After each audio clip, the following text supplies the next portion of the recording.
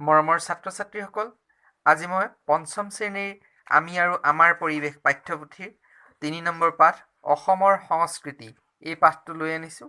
আমি এই পাঠটোৰ থকা অনুশীলনীত যিখিনি প্ৰশ্ন আছে সেই প্ৰশ্নখিনি এতিয়া আলোচনা কৰিম। আমি প্ৰশ্নখিনি চাওঁচোন আহা কি কি আছে।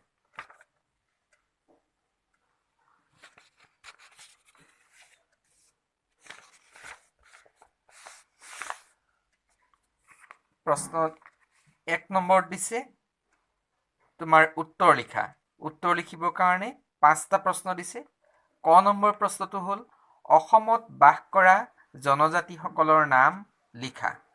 অসমত বাস কৰা জনজাতিসকলৰ ভিতৰত বড়ো, দেউৰী, মিচিং, কাৰ্বি, ৰাভা, তিৱা, গাৰো, ডিমাচা ইত্যাদি। খ নম্বৰ প্ৰশ্নটো দিছে কিছুমান আ-অলংকাৰৰ নাম লিখা। ইয়াৰ উত্তৰ হ'ব কিছুমান অসমীয়া আ-অলংকাৰ হ'ল কেৰু, জোনবিৰি, ঢোলবিৰি, গামখাৰু, লোকাপাৰ, খোপাফুল, কাণফুল, গলপতা, আঙঠি, থুৰিয়া, দুগদুগী, নাকফুল ইত্যাদি। গ নম্বৰ প্ৰশ্নটো দিছে ৩টা নৃত্যৰ নাম লিখা।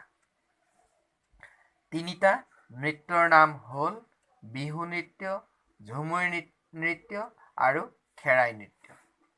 ঘ নম্বৰ প্ৰশ্নটো দিছে প্ৰাচীন কালত অসমলৈ অহা ৩টা জনগোষ্ঠীৰ নাম লিখা। ইয়াৰ উত্তৰ হ'ব প্ৰাচীন কালত অসমলৈ অহা ৩টা জনগোষ্ঠী হ'ল অস্পৃক, তিব্বতধৰ্মী, ককেশীয় আৰু টাই মংগোলীয় গোষ্ঠী ইত্যাদি। ঙ নম্বৰ প্ৰশ্নটো হ'ল চাউলৰ পৰা তৈয়াৰ কৰা 4বিধ খাদ্যবস্তুৰ নাম লিখা। উত্তৰ হ'ব চাউলৰ পৰা তৈয়াৰ কৰা 4বিধ খাদ্যবস্তুৰ নাম হ'ল চিৰা, মুড়ি, হুৰুম, আখৈ ইত্যাদি। ইয়াৰ পিছত ২ নম্বৰৰ প্ৰশ্নটো দিছে ক অংশৰ লগত খ অংশ মিলোৱা। মই আস্তানি মিলাই দিছোঁ, তোমালোকে সেইমতে বহীত মিলাই লিখিবা। ক অংশত আছে বড়ো, ডিমাচা, কাৰ্বি, অসমীয়া। খ অংশত আছে ৰিগু ৰিজাম্ফাই, পিনি, মেখেলা আৰু দখনা। বড়োৰ লগত হ'ব দখনা, ডিমাচাৰ লগত হ'ব ৰিগু ৰিজাম্ফাই, কাৰ্বিৰ লগত হ'ব পিনি, অসমীয়াৰ লগত হ'ব মেখেলা। ইয়াৰ পিছত আহিল ৩ নম্বৰ প্ৰশ্ন খালী ঠাই পূৰ কৰা। ক নম্বৰ খেৰাই পূজা দেশ সকলে পালন কৰা উৎসৱ। ইয়াৰ উত্তৰ হ'ব খেৰাই পূজা বড়োসকলে পালন কৰা উৎসৱ। খ নম্বৰটো কাৰ্বিসকলৰ ঘাই উৎসৱ দেশ আৰু দেশ। ইয়াৰ উত্তৰ হ'ব কাৰ্বিসকলৰ ঘাই উৎসৱ ৰংকাৰ আৰু হেটচা। গ নম্বৰ মিচিংসকলে দেশ পালন কৰে। মিচিংসকলে আলি আই লৃগাং পালন কৰে। ঘ ডিমাচাসকলৰ ঘাই উৎসৱ হৈছে দেশ আৰু দেশ। ডিমাচাসকলৰ ঘাই উৎসৱ হৈছে ৰাজিনী গাব্ৰা আৰু হানি গাব্ৰা। ইয়াৰ পিছত আহিল ৪ নম্বৰ প্ৰশ্ন।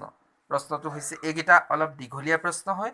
মই উত্তৰটো কৈ যাম, তোমালোকে শুনি শুনি লিখিবলৈ যত্ন কৰিবা। ঘৰত তোমালোকে ভিডিঅ'টো কেইবাবাৰো বজালে তোমালোকে তাৰ লগতে শুনি শুনি লাহে লাহে লিখিবলৈ যত্ন কৰিবা। প্ৰশ্নটো হৈছে ৪ নম্বৰ অসমীয়া সংস্কৃতি বুলিলে কি বুজা? মই উত্তৰটো কৈ দিছোঁ।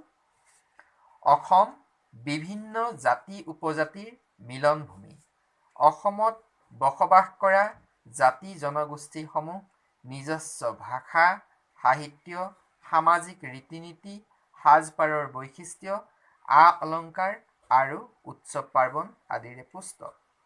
এই সকলো জাতি জনগোষ্ঠীৰ ভাষা, সাহিত্য, সংগীত, নৃত্য, আচাৰ ব্যৱহাৰ, সাজ-পাৰ, আ-অলংকাৰ, বিবাহ পদ্ধতি আৰু ধৰ্মীয় ধ্যান ধাৰণাৰ সমন্বয়ত গঢ়ি উঠা সংস্কৃতিয়ে হ'ল অসমৰ সংস্কৃতি। ইয়াৰ পিছৰ প্ৰশ্নটো হ'ল 5 নম্বৰ, অসমীয়া সংস্কৃতিক অধিক শক্তিশালী ৰূপত গঢ়ি তোলা মহাপুৰুষগৰাকীৰ নাম কি? মহাপুৰুষগৰাকীয়ে অসমীয়া সংস্কৃতিত আগবঢ়োৱা অৱদানসমূহ কি কি? ইয়াৰ উত্তৰটো মই কৈ দিছোঁ।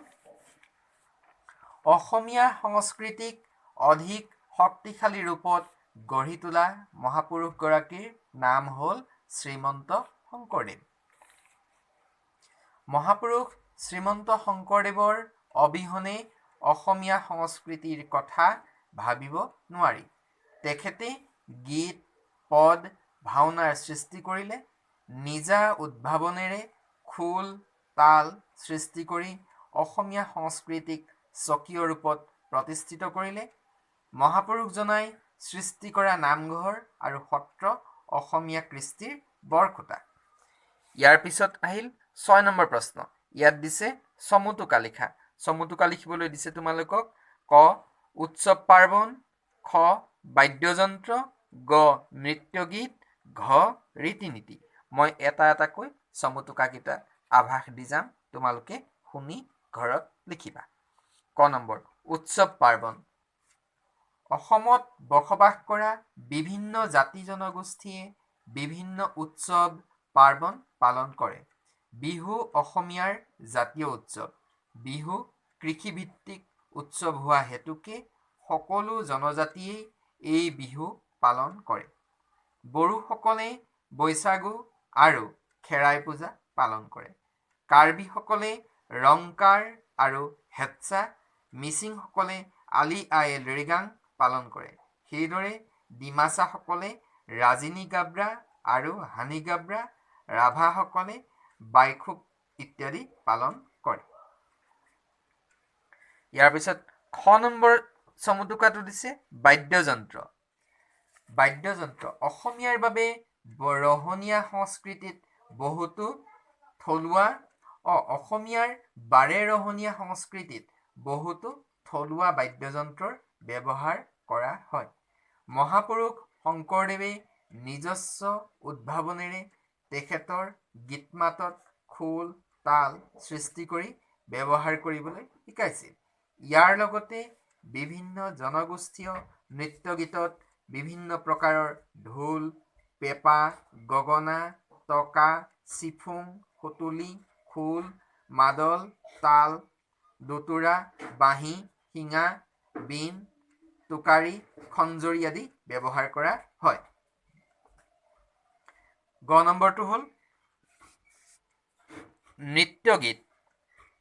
নৃত্যগীত অসমৰ প্ৰচলিত নৃত্যগীতসমূহৰ ভিতৰত মহ-খেদা গীত, নাও খেলৰ গীত, বিহুগীত, হুঁচৰি, দেউৰী নৃত্য, ঝুমুৰ নৃত্য, খেৰাই নৃত্য, দেওধনী নৃত্য ইত্যাদি।